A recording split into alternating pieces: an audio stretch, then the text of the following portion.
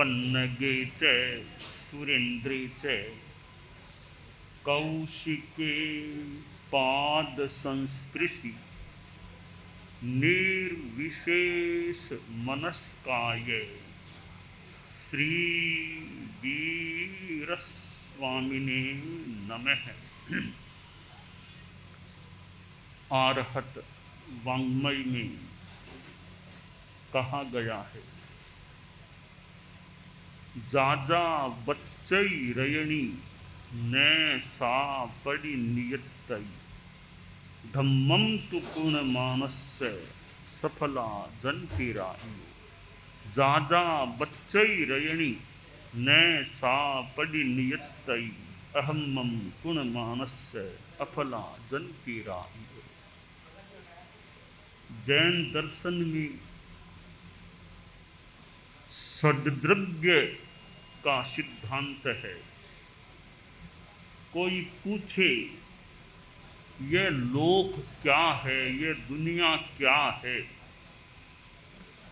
इसका उत्तर है सद्द्रव्यात्मको लोक है।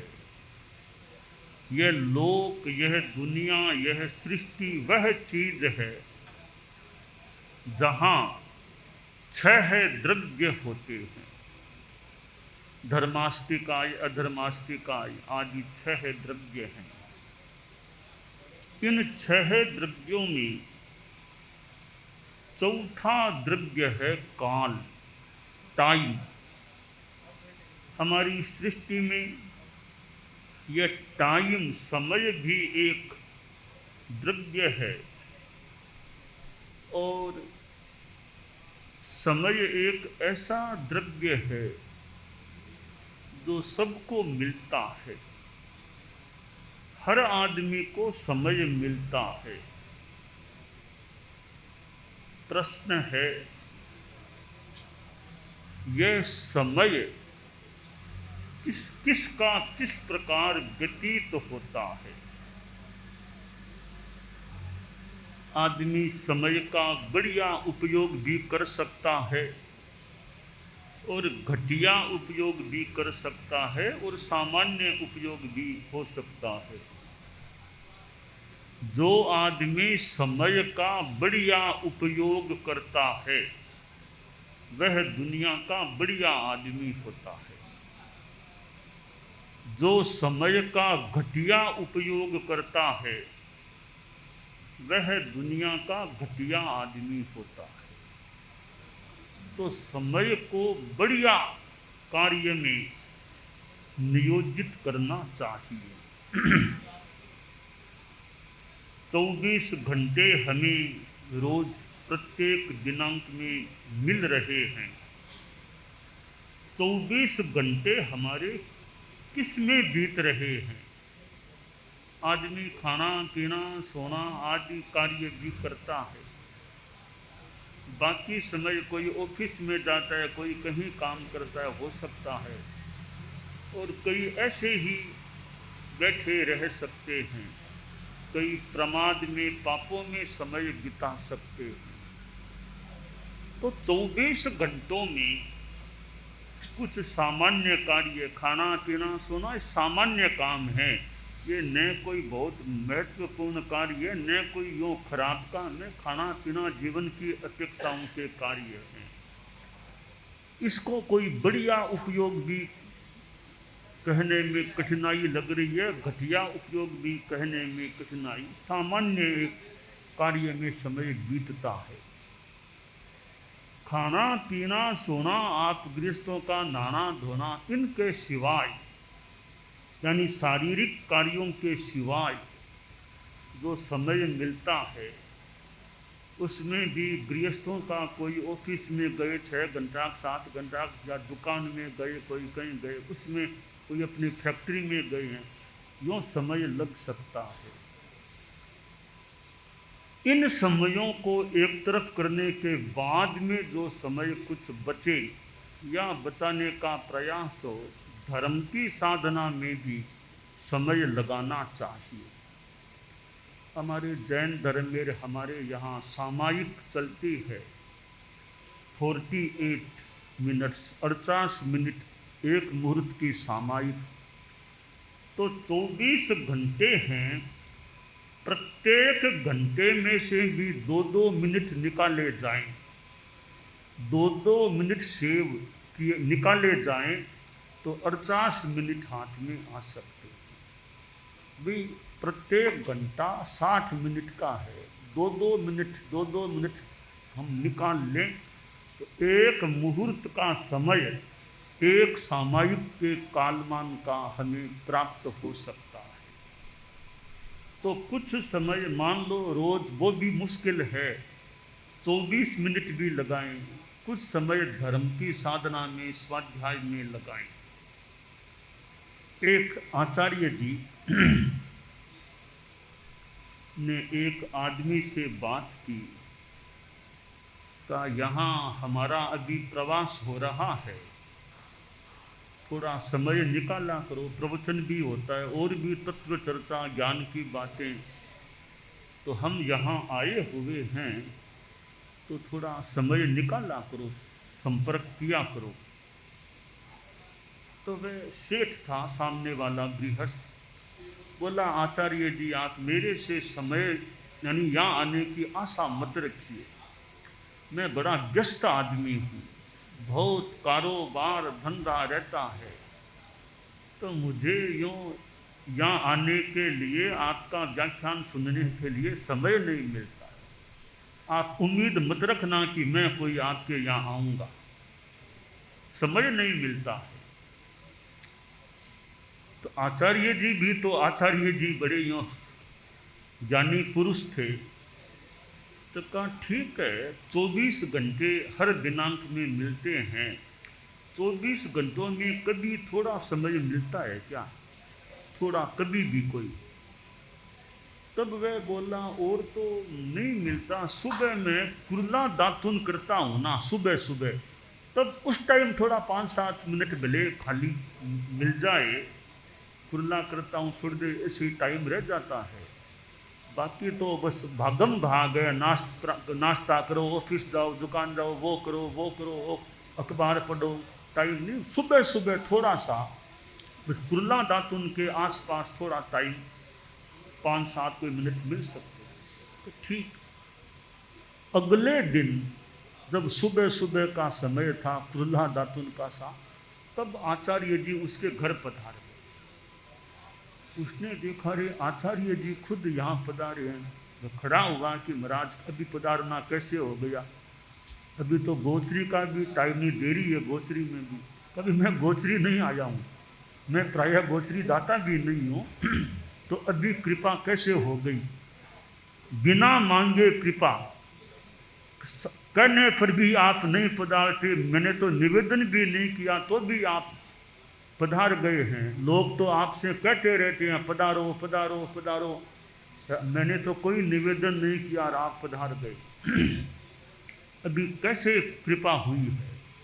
तब आचार्य जी बोले कि तुम याद करो, तुमने कल कहा था ना कि मुझे और तो टाइम नहीं मिलता, सुबह कुरला दातुन के आसपास थोड़ा 5-7 मिनट भले मिल जाए तो मैं अभी आ गया हूँ, अभी तुम्हारे कुरला दातुन का समय कोई टाइम है तो 5-7 मिनट हो तो मैं थोड़ा शास्त्रों का और का कोई तत्व ज्ञान का कुछ व्याख्यान छोटा सा तुम्हारे लिए यहाँ कर दूँ। तो वे बेचारा शर्मिंदा हो गया कि मैंने कल जो कहा था उस बात को महाराज ने बहुत गहराई से पकड़ लिया, और मेरे लिए यहाँ पधार गए कि और तो तुम्हें टाइम नहीं है, तो तुम्हारे कहने के अनुसार तो अभी थोड़ा तुमको शास्त्रों की कुछ सुना दें बातें। बोला महाराज बस बहुत कृपा की आपने, मैं जरूर आपके पास दिन में एक बार आया करूँगा, जितना टाइम मिलेगा, प्राय विशेष कारण के सिवाय जब तक आप यहाँ विराजेंगे, दिन में एक रात में एक बार जरूर आपके पास आऊँगा, थोड़ी देर बैठूँगा। तो आदमी थोड़ा एडजस्टमेंट बिठाए, थोड़ा ध्यान दे, तो धर्म के लिए भी समय निकालने का प्रयास करे। कर्म के लिए समय मिलता है, कार्य और कार्य के लिए, तो धर्म के लिए भी हमें समय निकालने का प्रयास करना चाहिए। ठीक है, आप लोग तो गृहस्थ हैं, काम धंधे भी हो सकते हैं, पर हमारी लाइफ स्टाइल, जीवन शैली, वो अगर व्यवस्थित हो, लक्ष्य हो, भी कुछ प्रयास करके धर्म के लिए भी समय निकालना चाहिए, तो थोड़ा समय का एडजस्टमेंट बिठा करके कई लोग निकाल भी सकते हैं संभवतः। अब धर्म में स्वाध्याय हो जाए, माला जप हो जाए, आत्मचिंतन हो जाए, मेडिटेशन ध्यान हो जाए, सामायिक हो तो सामायिक में कई काम हो सकते हैं। एक सामायिक आप करो, उसमें माला भी कर लो, स्वाध्याय भी कर लो, ध्यान भी कर लो, कई काम 50 मिनट के कालमान में संपन्न किए जा सकते हैं। समय बीत रहा है। शास्त्र में कहा गया कि जो रात बीत जाती है वह लौट कर नहीं आती, जो समय बीत गया वह वापस नहीं आता। हमारे जीवन में भी बचपन बीत गया है, अब बचपन वैसे वापस नहीं आने वाला। जिनकी जवानी बीत गई, अब जवानी वापस नहीं आने वाली। 70-75 आ गए, वो तो आ गए, आकर गए वो तो। अब जो अवशेष हैं उनका क्या उपयोग करना, इस पर आदमी को ध्यान देना चाहिए। टाइम मैनेजमेंट कई बार कान में पड़ता, टाइम मैनेजमेंट। आदमी मैनेजमेंट को समझता है, जानता है या अध्ययन करता है, मैनेजमेंट कैसे करना। बिजनेस मैनेजमेंट, कितने MBA करते होंगे विद्यार्थी, बिजनेस का मैनेजमेंट भी, एडमिनिस्ट्रेशन आदि चीज़ें हैं। तो टाइम का, लाइफ का मैनेजमेंट कैसे करना, समय को कैसे व्यवस्थित रखना, तो हम समय की व्यवस्था बिठाएं। कार्य इतने हैं मेरे सामने कि बड़ा व्यस्त हूँ, तो व्यस्त होना तो इतना बुरा नहीं है, कोई अस्त व्यस्त नहीं होना चाहिए। आचार्य श्री का एक बार कोई प्रोग्राम हो रहा था, तो एक कोई महामंडलेश्वर जी भी कार्यक्रम में आए, तो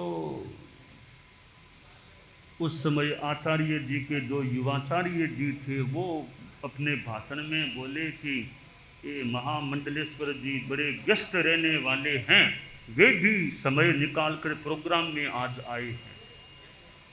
बाद में महामंडलेश्वर जी का भी भाषण हुआ, तब वे बोले कि युवाचार्य जी ने कहा था कि महामंडलेश्वर जी इतने व्यस्त हैं तो भी आ गए।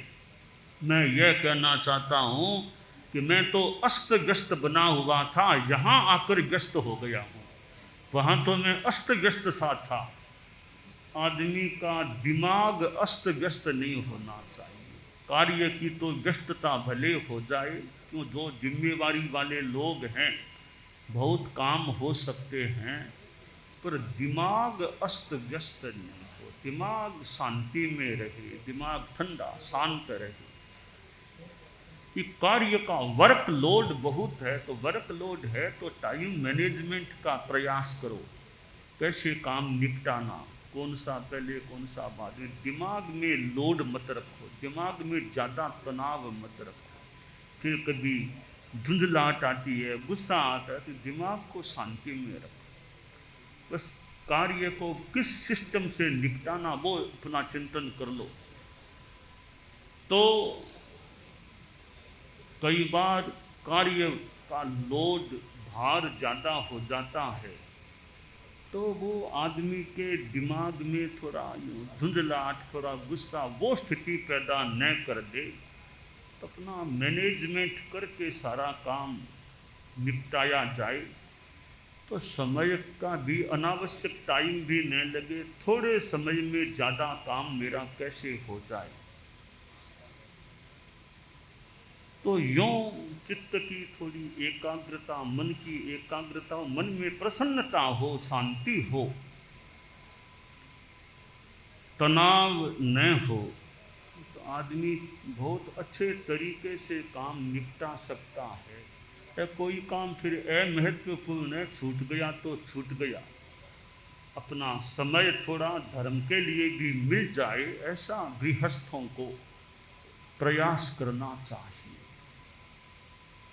संस्कृत में कहा गया, काव्य शास्त्र विनोदेन कालो गच्छति धीमता व्यसनेन तो मूर्खाणाम निद्रया कलहेन वा।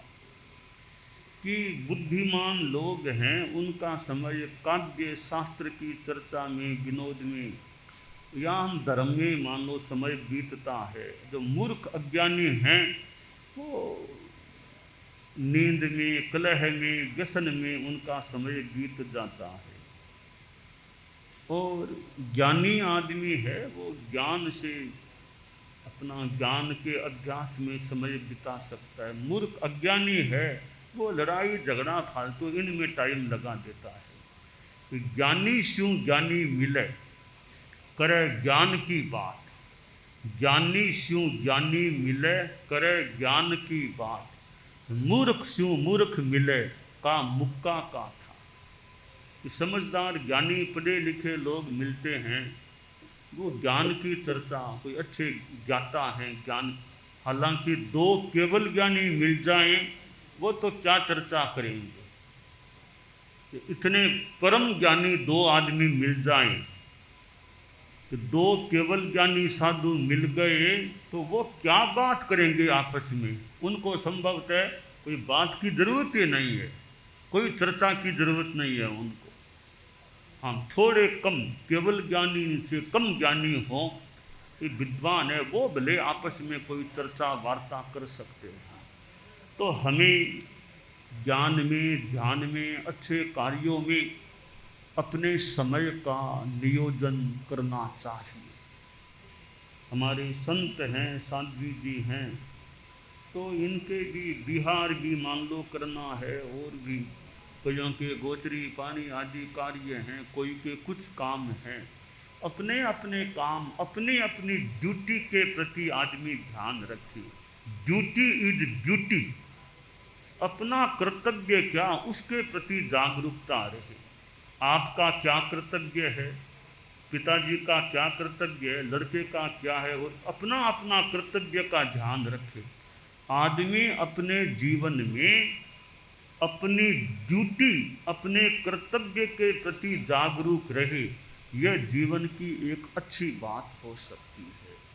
कर्तव्य का बोध नहीं, कर्तव्य के प्रति जागरूकता नहीं, वो हमारे जीवन का अच्छापन संभवतः नहीं होता। इसलिए अपने अपने कर्तव्य के प्रति जागरूक रहना चाहिए। एक जज का अपना कर्तव्य है, वकील का अपना कर्तव्य है, डॉक्टर का अपना कर्तव्य है, बिजनेसमैन का अपना कर्तव्य है, साधु हमारे काम करने वाले उनका अपना कर्तव्य है। एक नौकर का अपना कर्तव्य है, मालिक का अपना कर्तव्य है, ड्राइवर का अपना कर्तव्य है, पैसेंजर का अपना, अपने अपने जो कर्तव्य हैं, सरकार के, राजनीति के लोग हैं उनका अपना का कर्तव्य। तो अपने अपने जो कर्तव्य हैं उन पर आदमी जागरूक रहते हैं तो हमारी व्यवस्था, हमारी दुनिया अच्छी तरह चल सकती है। और अपने कर्तव्य के प्रति जागरूक नहीं, दूसरे के काम में हाथ लगाना शुरू कर दे तो कई बार गड़बड़ हो सकती है। कि काम तो दूसरे का, अपना काम तो करते नहीं, दूसरे काम में हाथ डाल रहे हो, पहले खुद का ड्यूटी का काम तो पूरा करो। तो यह कर्तव्य के प्रति जागरूकता, समय का बढ़िया उपयोग करना, ये बातें हमारे जीवन में होती हैं तो हमारा जीवन अच्छा रह सकता है।